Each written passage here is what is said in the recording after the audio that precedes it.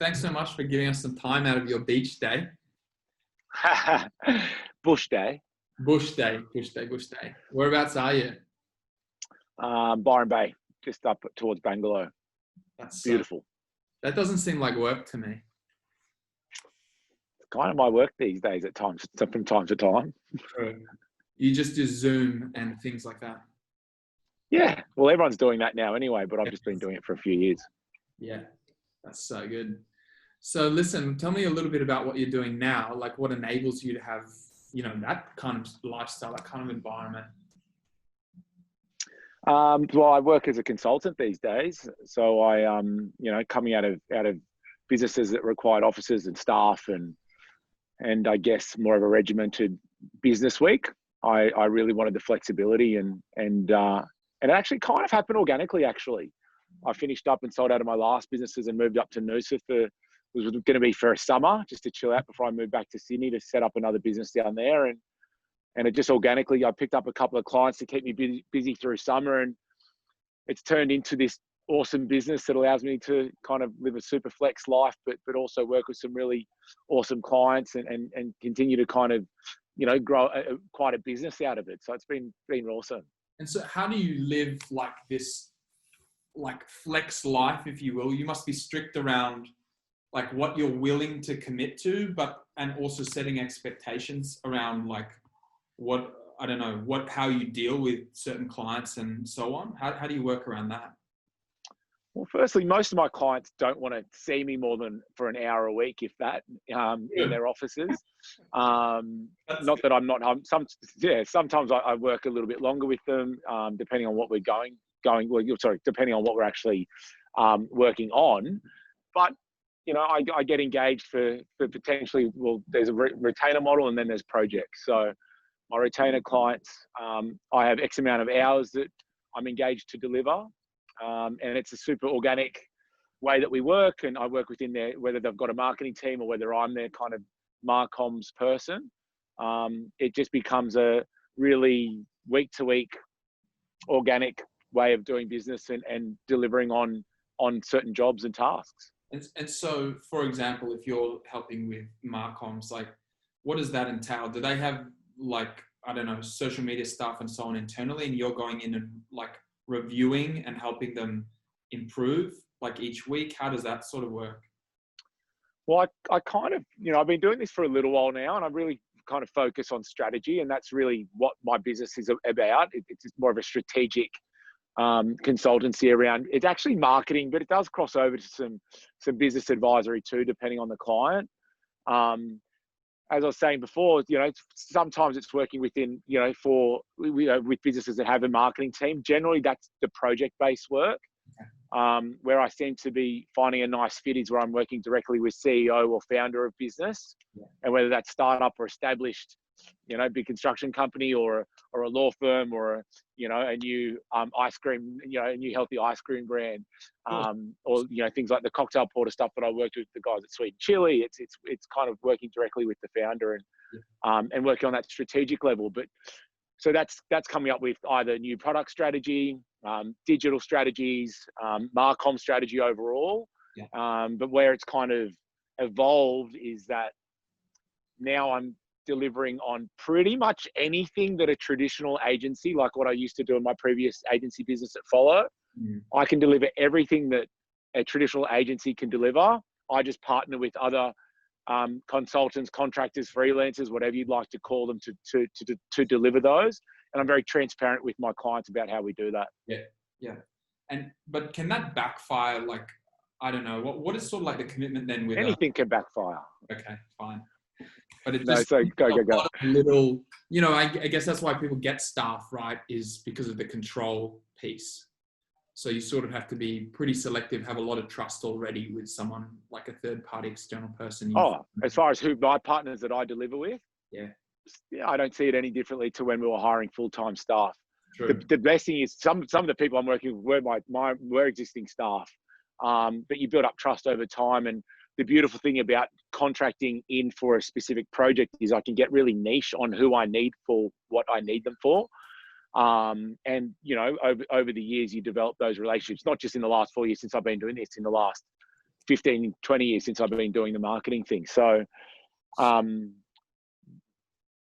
you soon find out pretty quickly if someone's not working, if you're trialing someone new, and you just get them off the project. It's the same thing that I say to my clients.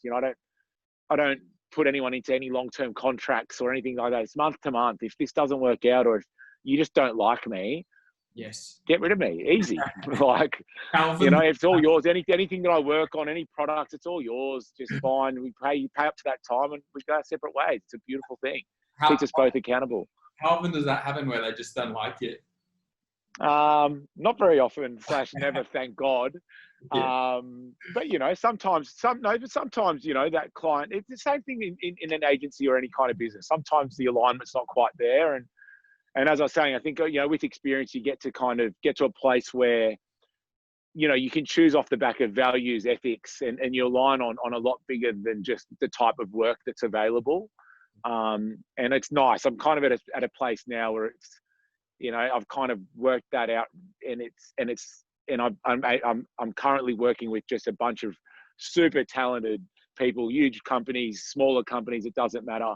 But I enjoy working with them, and we're working through things together, and then also, it becomes an extension of what I do, as part of becoming a part of their teams, and vice versa. So, it's again, it's been a bit of an organic thing, but it's worked out really, really well. But the end goal, back to your question around the flexibility, was when I had Follow, I ended up having the office and the cool agency office, and the staff, and the tour. I had an office overseas, and we were doing some kick-ass stuff. I loved it, but I was a bit chained to a Monday to Friday job again, and it was almost like I got myself to a place where I was like, oh, hang on, what have I done?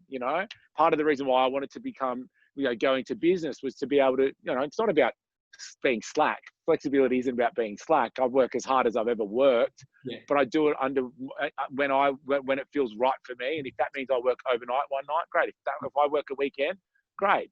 If I want to work from Byron Bay for a week, I'll work from Byron Bay for a week. So if I want to go into a client's office and spend a bit of time with them, I can do that. So it's that flexibility and that autonomy as well, which is really sitting well with me at the moment. Yes. It's also about like reflecting on when you work best doing whatever best. Like when you do strategy, like creative stuff, could be late at night, could be when you're drinking wine, whatever that might be. And actually like making that part of what you do. It's exactly the same as what I do. There's certain things 100% at certain times because I'm fucking excellent at them at those times. And it doesn't feel like even if it's a job I don't really like, if it's done at that time, I have no problem doing it. Who cares? I'm exactly the same. So if it's kind of deep diving, where you need a bit of bandwidth, during the day is hard because you've got a few balls in the air. The emails are going nuts. You've got appointments. You've got meetings. You're doing BD, whatever. But, when you really need to deep dive, I'm exactly like you. That's an after hours nighttime or a weekend thing for me, where I just give myself some space either side. I can jump in and out of it. And that's absolutely how I work. Yeah, I agree 100%. There's an excellent book. I can't pronounce the guy's name. No one can, but it's called Flow. It's got a blue and yellow cover. But anyway, I'll look at that. All that shit. So in order to be able to consult to all sorts of companies, big and small, you need to have had quite significant experience. So do you mind like going into, I don't know, just like a little bit of a timeline of how you've got to where you are, and maybe like we can deep dive into a few things along the way? Sure. Actually had set up a business when I was at uni. Had a clothing store which I opened up with my brothers. And it was a disaster, but it was really fun and great to just put your balls on the line. And at that early age, and we had that lease for 3 years. We were in Indooroopilly down from the main shopping centre, and we were just selling, cool little Australian labels, some cool local labels. I was able to work with some of my friends' labels when they were starting off. It turned into, really big fashion brands. So that was a really good experience. And off that, actually, then I opened up the opportunity to do some kind of clubby promotional work and run events, basically. And I did that while I was still at uni. How does that connect? Sorry? How do they connect? How does that connect? Because we ended up doing some fashion shows at some events. Some fashion shows at some venues. And then I kind of one day went, oh, I want to do this charity event, and brought some other friends that were doing marketing at uni, which is what I did. But I wanted the practical. I don't know, I've always been quite a practical person. So the theoretical side of doing uni was fine, and, got through it. But I was always like, no, I want to go and learn this stuff. Yes. And that was just a natural thing. If you asked me about that when I was finishing school, that's how I'd approach things, I probably wouldn't have. But when I was in it, I think there might have been a book that I read. I can't remember the name of it, which was just about going out and doing things. Yes. So I spent a lot of my uni years out doing things, which then got me into, well, I had the shop. I was going then working as in promoting into a local club on Caxton Street called Milk Bar, which then got me a job at Nova. And when Nova FM was setting up in Brisbane, I just shot them an email and said, hey, I've got this shop. I'm studying marketing. I do nightclub stuff. And one of my mentors to this day, Lara McLaren, who was the marketing manager at the time, just got me under a wing, and I was able to be a part of Nova FM's launch in Brisbane from a Kangaroo Point apartment with 6 people in it, when I was calling competition winners to getting a full-time gig as a promotional coordinator, which I was stoked with. So coming out of uni, that was my first full-time gig. Was that, do you think that doing all that promotional stuff was the downfall of the clothing store? No, the downfall of the clothing store is because we had no idea what we're fucking doing. And we had no idea about business, and we just kind of had a punt, and that was the downfall. Yeah. Maybe needed to do some more maths and accounting. Yeah, or just learn a little bit more before just jumping in thinking that idea should work. We should do that. And but mate, zero regrets. Just that was a time thing. It wasn't much cash, and it was more just time and showing up and actually working in there while we were juggling a few things. But as I said, mate, everything happens for a reason. And if you follow that kind of path, it ended up landing me the job. One of my dream job coming out of uni in Brisbane was to work for an awesome, cool radio station that was launching in Brisbane. And we launched with a bang, and it was a lot of fun. And I had a lot of learnings actually too. A lot of learnings out of that job. What year was that? Nova. 2004 to 2006, I worked at Nova. Yeah, I thought it was about that when I was finishing school. Yeah, I thought so. That's awesome. So good. All right, what did you learn? How was that? Well, a couple of things actually. I was a promotions coordinator, so I was at the bottom of the promotions marketing department. But I also meant that I was managing the team of the Sandman crew, which were the promotional team that were out in the cars giving away stuff and setting up the events. Now that team was was made up of lawyers to ex-actors, not ex-actors, to actors, to university students, to like an absolute broad range of individuals who are all epic, and I'm still in touch with a lot of them actually. But for me, it was actually the first time that I've had to learn about managing people. So here I am, like a freshie that got this gig. I'm learning about how to even be a part of a corporation, which that by the time it launched was a 60-person media company. And so I'm learning how to fit within that environment. But I've also got 15 staff that I'm responsible for. And I just cooked the books, and I was sinking. And it took one or two of the senior team out of the Sandman team to pull me aside. This is a couple of weeks after we launched, and I'll never forget it. It was actually hilarious. It wasn't at the time. Hilarious looking back on it, because it was a huge learning. Yes. And they just said, hey, just letting you know, not many people like you, or something along those lines. True. And I built enough trust, I think, through some of the seniors that they could see that I was just struggling with it. And I was like, what? And I was like, oh my God. And they're like, yeah, you kind of aren't talking. They need a bit. And I was like, whoa. I just realized that I'm responsible for these 15 people's jobs, and how they're responding to this environment, and how excited they are. And because I was so stressed, I was just like not ignoring them, but not giving them enough time and attention, and mentoring them essentially. It's part of what I love about managing. Yeah. And so I just sat down with every single one of them and said sorry to their face, and said, I'm so sorry. I just didn't even realize this is all new to me too, and I'm going to be better. And you just come to me if there's ever anything. And I think from then on, I started to become very aware of the responsibility of managing people and your effect and your effect and your energy on how that can affect other people within business and the working environment. Yeah, absolutely. And what came after Nova, or why did you end Nova? I ended at Nova because I got to a stage where I learned a lot about media there, which was great. My actual job there, I think I kind of got the hang of relatively quickly after I, had a good 6 to 12 months in the role. And I would hope now that those people don't hate me.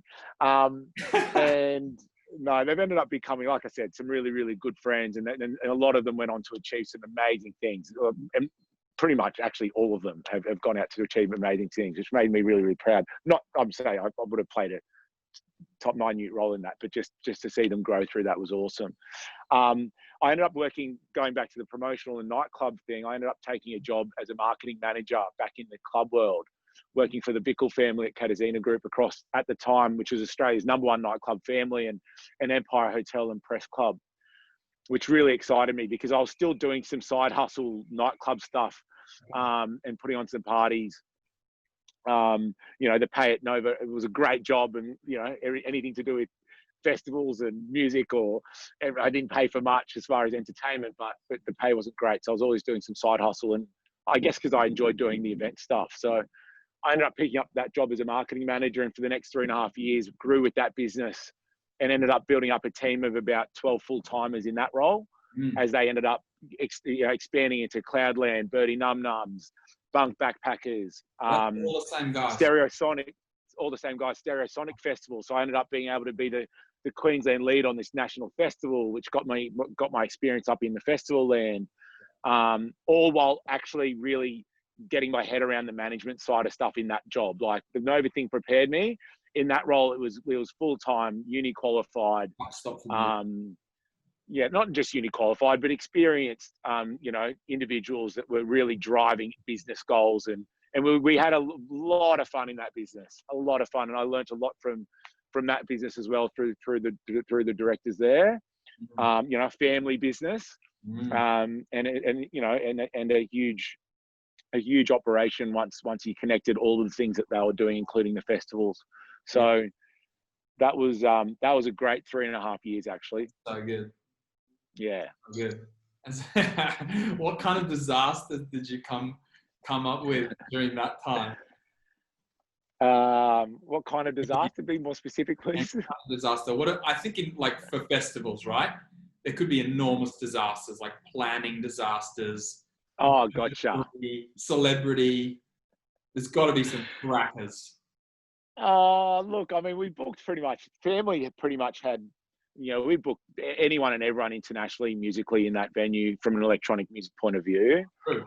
I'm just trying to think, to be honest, it was pretty smooth sailing considering. Really? Even the festival, because it was coming off the back of very, very experienced, promoters that own that festival brand nationally. We were their partners in Queensland. Yeah. So it was just really grabbing that and then making it very, very much Brisbane from a Marcom's point of view, and developing that brand. It was called Stereosonic Festival. Developing that brand in Queensland, which was awesome to see that again grow from year one through to them, selling that business and it going. I think it got to 30 or 40,000 many years after I finished working on it. Like a little bit off topic, there's surely a pretty stark difference between nightclub promoting, which is kind of like sell, come, it's short term, tonight only, whatever, and building a brand like Stereosonic, right? I know this is a bit sort of consulty, but that's a big difference. Yeah. I don't see it differently, actually. I think any kind of brand, and that's why I always loved doing, well, there's a couple of reasons why I love the hospitality marketing. One was because you are actually building brands that people, it's almost fashion label-ish, but the difference is that you're talking about people in social situations and groups. Mm-hmm. So it's not just your relationship with your brand, it's a brand. The club or the club night or whatever is a brand, and you develop that over time. Mm-hmm. Of course, to your point, they generally don't last forever, but they last over a couple of years before you refresh them. So you've got to also build that brand and what you're about, whether it's the music, the type of vibe, the type of crowd. And then you're also making sure that socially is connecting amongst the different circles that you want there. The most epic thing about hospitality or any type of event from a marketing perspective is that you see it, you're in it. So So it's like if you're doing well, it's busy. If you walk into a shit party or a shit night, or you should have sold no, another 1,000 tickets, you know it, you feel it, and it's a really raw business to be in. that can be so And something that oh, some of the shocking nights where you just think that you know you're going to be busy and just it's just crickets. It's heartbreaking. It's heartbreaking. Yeah. But that makes you resilient, and you get up and you do it again, and you learn from your mistakes. But from a Marcom's point of view, I guess delivering. It's part and parcel. We're talking about a music festival. We're going from a nightclub, so you're talking to the same market, but you're delivering this one thing at a bigger ticket price that happens once a year. So the lead time is 6 months, 3 months leading into this one thing, so you've got to create this kind of a journey and get the excitement up, because that last 2 weeks. Yeah. That's awesome. All right. So the family crew, Stereosonic crew, you finished up there for whatever reason. And then? I got a redundancy. Redundancy? Yeah. True. Had a Xena group, they were called. Yeah. Okay. Again, at the time, had a team of people that, to be honest, my first priority was making sure that they were okay, because there was a restructure that was happening. We had a big head office team, not a big head office team. We had a head office team, and that's how they set it up. And then they ended up kind of breaking it up, so there was more operational from venue to venue, which is hence why me as a group marketing manager at that time wasn't required. But we achieved a lot together. I mean, I was really, really happy with my tenure there. It was great fun. We did some really, really solid numbers. Hence why I was there for 3.5 years in that role. But taking that redundancy, I always knew after doing the shop and I went into full-time work, I always knew I was going to do my own thing again. It was inevitable. Like, no brainer. So that redundancy for me actually set up my business career for the last 10 years. Sure. And I mean, what kind of time did that redundancy buy you? At least 3-4 months. That's great. Okay. And so redundancy, had a drink. Redundancy. And then, just started. I picked up a couple of clients straight away in the music game. As soon as that people found out that I left, I got a couple of phone calls. One was to promote a big Tiesto show. One was to do work on a festival from a couple of local guys from the 10 Pound crew called Barbecue Beats, and worked on Good Vibrations. They were my first 3 clients leaving that business. So I was just a one-man band then doing consulting. Good reputation. So good. Yeah, and then actually picked up some work with Damien Griffiths way back when at Lime's Hotel, when he had this hotel and a rooftop bar, and just he didn't know, not that he didn't know anything about hospitality, and he definitely did. He opened up a beautiful hotel and whatever, but from the bar perspective, I ended up working with him to get that firing over probably a 12 to 18 month period, which was really, really good. Just to be able to, again, good retainer based work for me. It was kind of my bread and butter, is what I'd done for so long. But essentially I was buying time in those kind of projects to then build up my agency, which is where I wanted to end up. Which was, and it was Follow, right? Follow, yeah. So Follow was the first one, and then so I did that. Picked up my first job, which was again in hospitality, setting up, a brand and website and collateral for a new restaurant bar down on the Gold Coast.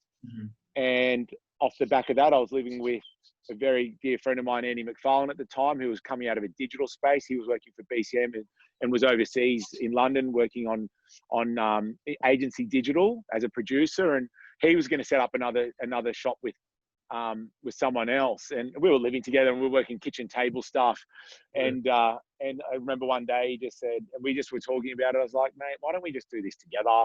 We've talked about it for ages, and I don't know who instigated that conversation, but we agreed it was the right thing to do, which it was.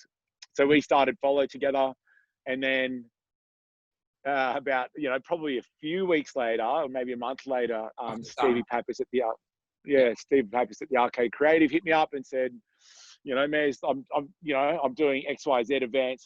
This thing's got huge potential. Follow was always going to be my long-term, more of a traditional agency, talking to traditional types of businesses. It was my anchor safe play while I was able to do some other stuff in different industries. in the interim. While I just knew that I'd get tired of Yeah. hospitality events, music, because it does eventually get to you. But yeah, I was really excited by working with Stevie too. And we just kind of agreed that Arcade Creative was going to be this, younger market, music-led events companies, hybrid agency. And Follow was always going to be a little bit more corporate, and it just made sense. So I had Andy over there and Steve over there, and off we went. And how do you possibly try and manage and juggle doing both? And like, what was your role?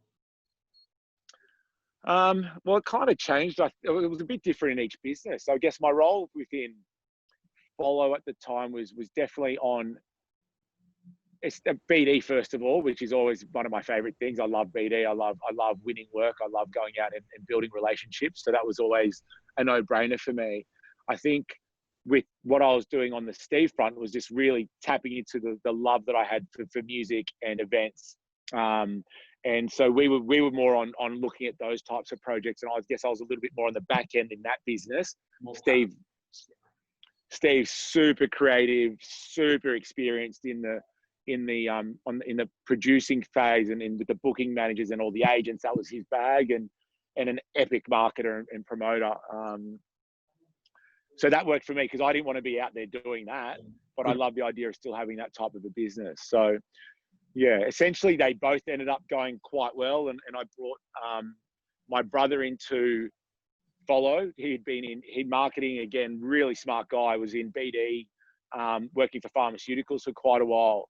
And one night I remember I was actually at Limes, we were just having a drink, and he was just saying that he was a little bit stale with what he was doing. And I said, mate, come and work with us, like, because I'm getting in front of a couple of great clients, but we weren't converting as many as I would have liked. So I think you'd actually be a great fit if you put that BD hat on and all your experience and training that you've had to do that. And that ended up working out, and essentially Follow just went like this, and then Arcade was going like this, and then we got brought on Holly Gazelle, who's still one of my dearest, closest friends, who I worked with at Katazina as my marketing coordinator, and brought her up, and she ended up working with us, and Johnny Ford, and we brought the bands back together, and we just had this epic few years of growth and doing cool shit, and having heaps of fun, and it was really just it was just super exciting part of running businesses, and also the massive part of the downfall, but never have any regrets for it, because it was awesome. We couldn't lose. Best times. But best times. I mean, it's interesting. And in one of the other interviews I hosted, he runs his business really successfully with his wife, right? But as I said to him, one of the number one, basically golden rules from 99.9% of people is you don't start things with your friends or your family. How does that work? How did it work for you? So I think it comes with the extremes. And look, there's some great examples of friends and family still that work together for forever. And there's great family businesses that do that. I think the awesome thing is that the extreme positive that comes out of that type of trust and relationship and enjoyment and all those other things that come into it, I guess from an emotive perspective. And then there's a couple of, triggers here and there. There's also, that comes from another place as well. So actually what happened with me personally is that it did get a little bit too confusing, and things got a little bit clouded. And in the end, hence why I'm on my own, doing my own thing, because it got to a stage where it all just got a little bit, we weren't aligned with where we were at the start, where we were all just in there giving it a crack. It all got a bit serious. The business was getting a bit big, not a bit bigger. We had to corporatize models and all the rest of it. And then, we also lost some money on a couple of projects, on a couple of businesses. And once you start losing money, and people react to that differently, and it all came, falling down. And so how do you go through getting out of those kinds of businesses with friends and family? Like, how did that work for you? Honest conversations. The one with Steve, Steve and I ended up actually, buying a nightclub and running a nightclub successfully as well together. So that was part of what we were doing. That was an extension of Arcade Creative. We were doing all these events, and then we had the opportunity to buy the monastery, and we're like, we know that spot works. Steve would work there for 10 years. let's do it. And we turned it into Oh Hello, which was a hugely successful business overall. And it was successful for the time that I was there. But again, nighttime stuff. We did one other Mexican bar, which just was a bit of a disaster from the start. We rushed the hell out of it. We got it to a stable position, but by that stage, it was draining some cash, and it was just, I was just knackered. I was doing 5 days a week in the agency business, and burnt, just 7 days a week, and you could just see. And I remember the moment when I went, I knew it was going to tip. And tell me about that moment.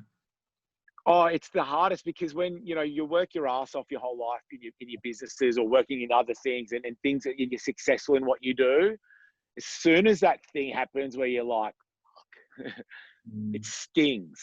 It stings, because you're not used to it. One, you're confident, you're excitable, you're kind of you're stepping up, and then it just goes. Yeah. Right. So I think the best thing was being really accountable about that. Yeah. And then being able to communicate that to the business partners. And essentially there was, we didn't have to go. Yeah. Yeah. We just had those honest discussions. We brought in a mediator, and we had a chairman on board, because we by that stage, the business was big across all the things that we were doing. And it warranted having an external chairman to come in and kind of work through those, weekly meetings and stuff like that, because we were corporatizing what we were doing. It was a bit too little too late, because we were hemorrhaging a bit too much cash. By that stage, it all just got a little bit too wishy-washy, and people were too stressed, and we just struggled to all, by the way, I'm talking about when we were all together. So in the end, I decided, and it worked for Steve too, because he wanted to continue working in the clubs. So I decided to jump out of clubs and just go back to a normal Monday to Friday job for the first time in 10 years. So I decided to continue working on Follow with Jerry and Andy. Yeah. Steve decided that he'd continue doing Oh Hello and whatever else he wanted to do. Out of that, the Mexican, whatever else was a bit, just get rid of them. Yeah, and we also partnered, and here's a really good one actually, because we partnered on a festival similar to what the Bickles did with Stereosonic. We had an offer to partner on Listen Out Festival with the guys at Fuzzy, which we did the first year festival with those guys out at South Bank. Really awesome event. For 1,000 people, probably under breaking even, but that was enough for us to again hemorrhage some cash. There were a few partners involved in that. Again, if I'd known more about how money works back then, I would have kept that 50% share in that business, and we would have been making heaps off it over the years to come. But at the time, we just had to go, no, can't risk any more outlay. Let's just buckle down and do the things that make us money. So when you talk about that, do you mean, for example, like being highly prioritized, understanding that, a loan here at X% is not worth anything like this at 50% in a year or so, and trying to balance all of the accounts in that fashion? No, it was we were putting up too much of our own cash for these businesses at smallish amounts, but then they add up if they're not going well, right? Yeah. So I think more so, what I've learned, especially in the last few years, and especially being in a market like Sydney, is, even that opportunity that we had with the Listen Out Festival is that, well, let's just call it, with that festival, I might not be able to, talk about the name of it. We can talk about this later. But with that festival partnership was that if we had just the business case was great. We knew that there was a pathway. And, first year, you're not necessarily going to make profit. You're not going to necessarily break even. But by year 2, year 3, year 4, when they're selling out, that would have been a great initial investment, mate, which would have returned maybe 10 times for us, 5 to 10 times off the investment on the way that model works. So if we could have been safe by bringing in another financial partner to that model, higher across, yeah. And it's the same thing. If I'd known, because when you're building a business, as you know, Jock, you're building a business, you can't take much for yourself because you're reinjecting so much into it, resources, office space, operational costs, especially staff, that while you're growing, you've got to keep servicing more clients. Trying to get you're a little bit at the bottom. Staff are very expensive. Yeah, absolutely. And you get the staff thing right all the time, so that costs you money, and then you got to, so in the end, you know, you make sure that you're getting enough out of it. But you know, if again, while you're trying to grow a business, learning about how you can borrow and debt finance and, you know, grow your business, not worry about cash flow, and show a model of like this, but not worrying about cash flow, tax, this, that, the other, like just go. And we'll worry about paying that back at a small interest rate, but let's not, sorry, my thing just stopped. Let's not let that affect the growth of the business. Yes. Or let's not grow the business. Let's not grow the business, but let's be happy with only making this much. Yes. But be really content with that. And that's not in my nature. No. And it wasn't in the nature for my business partners. But so those are the things that you're kind of in retrospect. It's been great even answering some of those questions on email yesterday, because it kind of gets you thinking about how it all makes sense over time. Yes. And like the longer term vision, but also understanding momentum as well, how important that is. And rhythm. Yeah.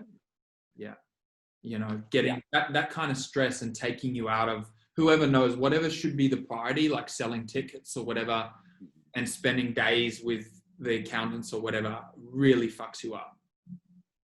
Yeah. Zero. And it's just a daily stress when you're waking up, and mate, you know, we're talking about financial losses here, right? So when you're waking up and, you just know you're going to face another 10 calls about people chasing you for money, and your inbox is going to be full of email, you're going to pick a letter, you're just like, you just wake up exhausted. So far. You know?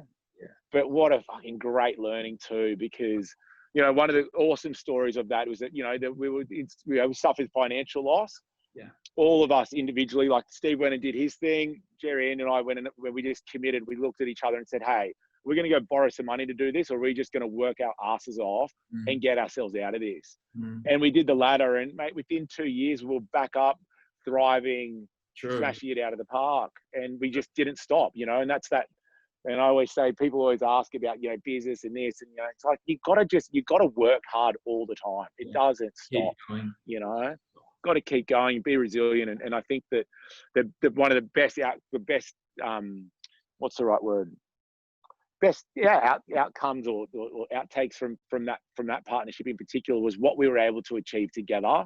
From not, you know, okay, we had to pull ourselves out from there to get to here. It would have been great if we could have gone, you know, and learned, like I said, to take a time machine, but you just can't do that, can you? So you just respond differently to how you do things next time. Yeah, and just be aware, right? When you get involved in any kind of business, you just continuously every day. I remember watching an interview. I think it was Peter Thiel from Google, and some dude in the audience was like, "Shut the fuck up, Peter. You're a billionaire. You don't do fuck all." And he's like, "Actually, no. We, like, in your business, you have 10 fuck ups each day, but it's like a chair breaks. I have 10 fuck ups a day too, except it's like my building fell over." The same for him as it is for you. These are just at a monster scale, right? Yeah, if someone makes a mistake and it's $10 million mistake, that still hurts. Yeah. Actually, my partner showed me, he sent me an article the other day of an agency that had a budget to spend $75,000 a day through Facebook on like some sort of campaign. And whoever did it accidentally put 750,000 a day, and they lost 7.5 million. Just set and forget. I think it was seven. Go Facebook. Maybe it was 75 million. Don't remember. But Facebook doesn't do refunds, right? Cooked instantly. I mean, did you guys ever do something like that? No, we didn't have that kind of money. Things are good. Things are good. They weren't that fucking good. I think if you're spending $750,000 a day, you could probably sell out a festival, I'd say. You'd hope so. Back then, mate. That's the other beautiful thing about the hospitality game was all those social media platforms all exploded while we were actively on them, working with them. So having an understanding of how they've evolved for me professionally has been awesome. Yeah. Just another little learning that comes out of this stuff, you know? Absolutely. So you went back to Follow with two guys, and then you worked on that for how long? What happened there? We were there, so from 2014 to 2016, we got to a place where we were just, it was a great business. We set up a office in Manila. We actually developed a loyalty startup in 2015, 2016 as well, called Norbert. We did a lot of work with shopping centers and retail in Follow. And we had the opportunity to deliver a really cool customer engagement tool for shopping centers. And the guys are still doing exceptionally well with that, which is awesome. So we did that, Follow, did great businesses. But we, again, the after effect of all of that, I'll use the word traumatic. It wasn't traumatic. All of that stressful period. It kind of is. Yeah, look, it was traumatic at times. Mm-hmm. Period. The wash up, it was hard to get back the energy that we had back in 2010, 2011, even though our business now is so good. And I was, again, like, from a BD perspective, just getting bigger clients through. And it was just, we'll keep it quiet. It's a beautiful business. And that was the best thing, and really rewarding, again. But the energy for me wasn't where I wanted it to be from where we were kicking ass, where we wanted to take it. And by that stage, we got older, and everyone has different life perspective and what they want to achieve and everything else. Again, I was saying that the alignment wasn't there anymore, unfortunately. But also fortunately, because then you can finish up a partnership and you can go on and do other things. So that's the beautiful thing about business. Well, I think since it's been 18 months or so since I shut down half of what we were doing, and it was pretty traumatic, I guess. But I reckon only like now, like sort of as we're speaking, I'm coming out of like a transition of not really wanting to do much more than 4 hours a day of this and that, and no true purpose, and et cetera, et cetera. I reckon it's taken me, let's say, 18 months, and it will be complete after 2 years off, like full hectic work where I'm just kind of like, I'm fucking down again. 2 years. Back. It's a lot of time. Yeah. You're probably right. If I look back on it, when I went up to Noosa to chill out, I picked up a couple of consulting clients. Like, to be honest, the goal was to just chill. But again, luckily, with the nature of what I was doing, just meant like these jobs, these clients and these projects get coming in, which, to be honest with you, was a good distraction around all the stuff that happened during those 3 or 4 years prior. Sure. And we're only talking about business stuff here, but there's personal stuff that you go through too. So there's a crossover of normal life, and then your business life, and if there's a financial strain on that adds to it. And so there's all these components that happen. Yeah. So you're just consistently learning and growing and working yourself out too. Totally. God, I put on like 20 something kilos of weight, like basically addicted to coffee and drinking, split up with my long-term partner. That's all direct correlated to what was going on. Directly correlated. It's hard to separate it when you're in that deep into business. It is. You're so fucking deep. Yeah.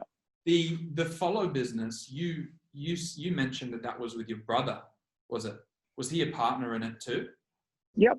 We were third partners by the end of it. Uh-huh. And how do you resolve leaving something like that? Look, there was some difficulty to a degree, but to be honest with you, and this is the same thing with the Steve partnership as well. Like, we didn't go down the road of any like hectic lawyers or anything like that. Yeah. We were able to be amicable and empathetic enough with each other. And as I was saying about the extremes of partnerships with these family, friends partnerships, if you can communicate and keep that level of respect there, it doesn't have to go down, which, we've all heard those horror stories too. So overall, I think, we did it really, really well in retrospect. But so really, like, being super clear, setting expectations, maintaining respect. Bring in mediator, like we brought in mediators to help us through those discussions. Okay. Yeah. Okay.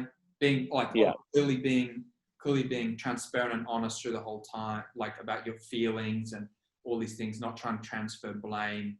All of these things can sort of bring. Yeah, which, it happens between us over time. Of course there's some transfer of blame and there's finger pointing, and it's just, you realize, Jock, that people just have a different perspective. And that's one of the huge takings. Like, I can't see the world or how this thing happened through my business partner or through my mate or my family member, like whatever, like you can't see the world the same way. And if you can, that's something that I'm learning and will continue to learn. Like we've all got different perspectives, so you can't, and you're accountable as well. And that's a huge thing that I've taken out of it. It's like we're all accountable for the good stuff, and we're all accountable for the bad stuff. We don't jump in and out anywhere, and that's just part of a partnership and a team.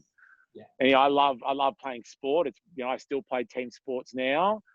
I love that component of it. Like we do this together. Yeah, it's not you. We committed to each other. We turn up and we win together. We lose together. Yeah.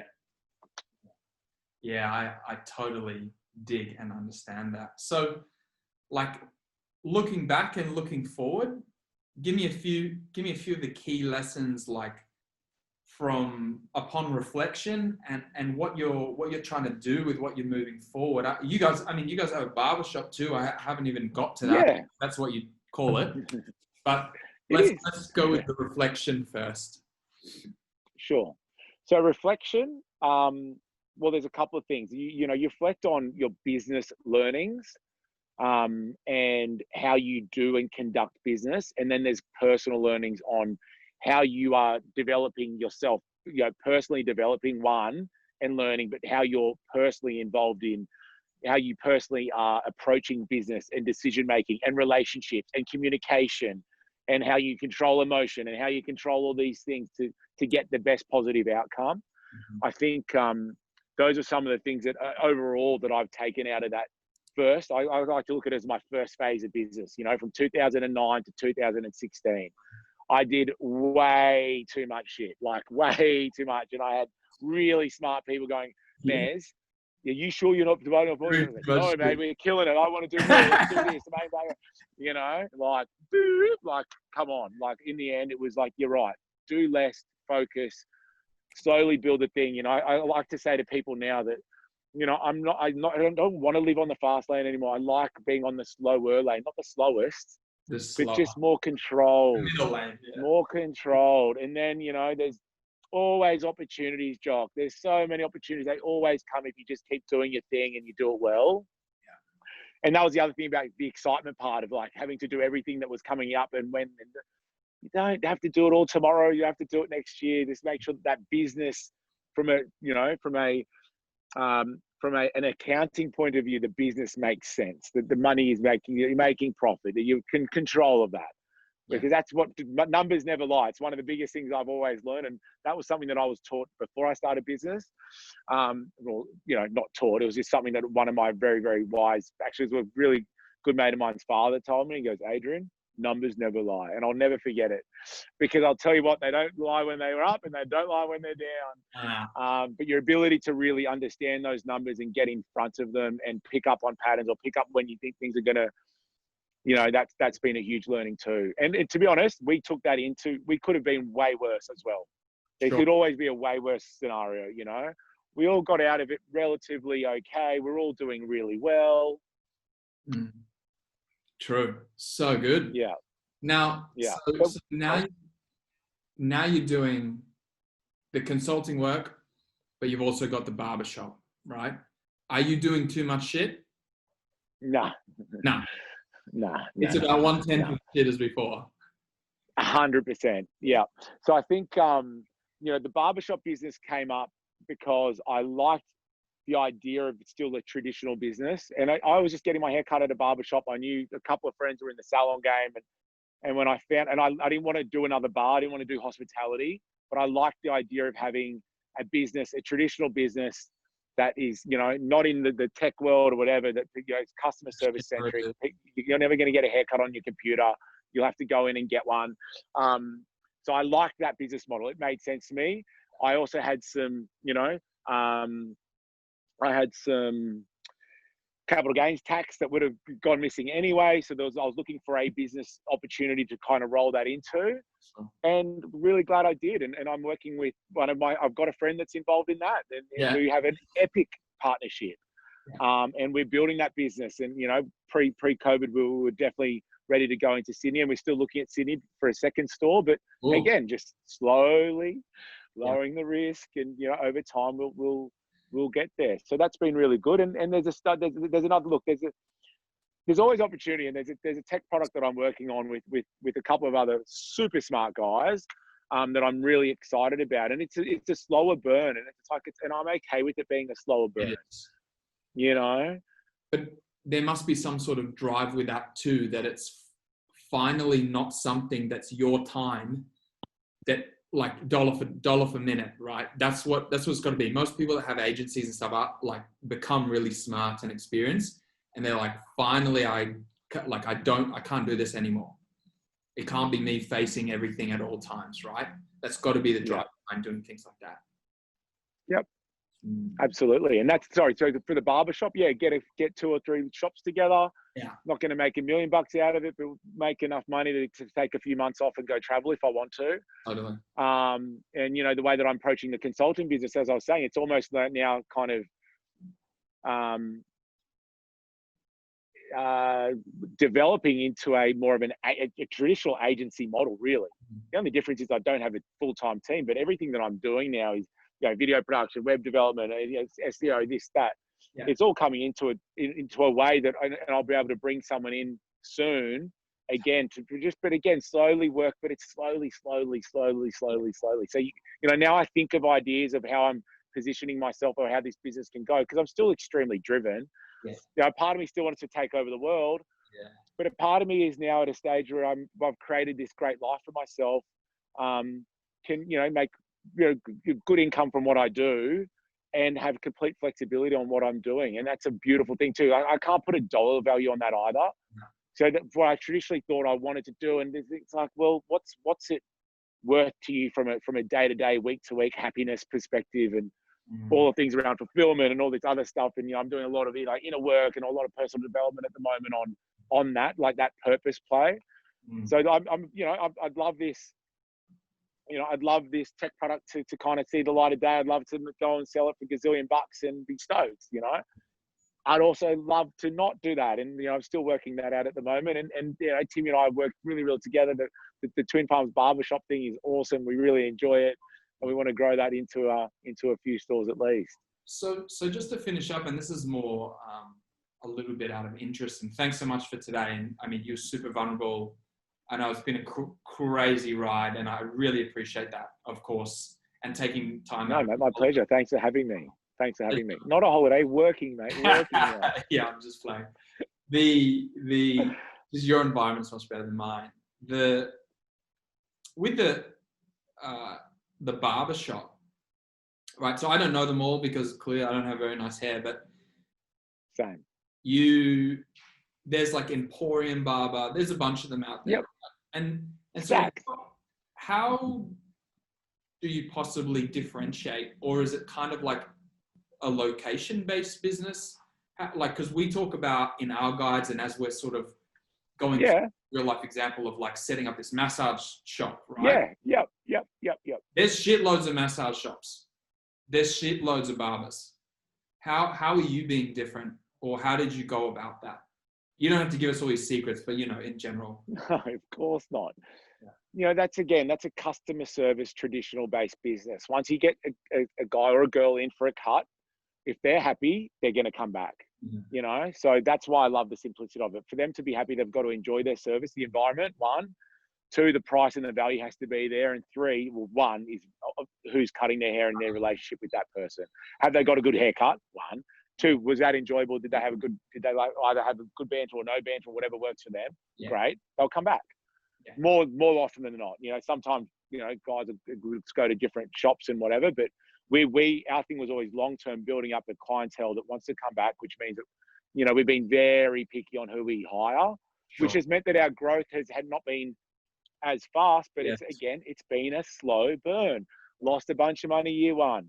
Year 2, break even. Year 3, making money. Year 4, you know, then 4th, second store. Like, it's not going to be, it doesn't have to be next year. Like, yeah. And to be super realistic and ready about that, right? Because I mean, the same thing when we explain all of our cash flow templates and stuff like that, we're always harping on about worst case scenario, right? So like with the massage shop, we're like, do you buy one that's already existing, that's just breaking even?